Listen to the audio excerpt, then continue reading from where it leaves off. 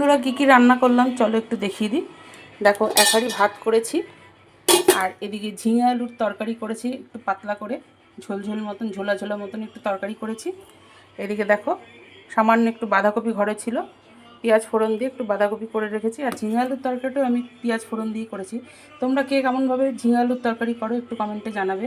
পাঁচ ফোড়ন দিয়েও আমি করি, পাঁচ ফোড়ন সম্বার দিয়েও করি, কিন্তু আমার পেঁয়াজ ফোড়নটা দিয়ে করলে পরে বেশি খেতে টেস্ট লাগে, যার জন্য আমি পেঁয়াজটা দিয়েই বেশিরভাগ করি। আর এদিকে করেছি দেখো, ইলিশ মাছটা ছোট কিন্তু খেতে খুব টেস্ট, ছোট হলো খুব টেস্ট ইলিশ মাছটা খেতে। ইলিশ মাছ ভাপা করেছি, সর্ষে পোস্ত দিয়ে ইলিশ মাছ ভাপা করেছি। আজকে অল্প কিছু রান্নাবান্না করলেও রান্নাগুলো সব পছন্দের রান্না হয়েছে বন্ধুরা। দেখো, প্রত্যেকটা রান্নাই পছন্দের রান্না হয়েছে। অল্প কিছু রান্না করেছি কিন্তু পছন্দের রান্না করেছি। রান্নাবান্নাগুলো প্রত্যেকটাই পছন্দের রান্না।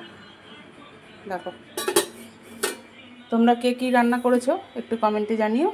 কে কোথা থেকে আমার ভিডিওটা দেখছো সেটাও কমেন্টে জানিও। আজ তাহলে এই পর্যন্ত, কাল আবার নতুন কোনো ভিডিও নিয়ে হাজির হব। ততক্ষণে তোমরা সবাই সুস্থ থেকো, ভালো থেকো, সাবধানে থেকো। আজকের মতো টাটা, বাই বাই।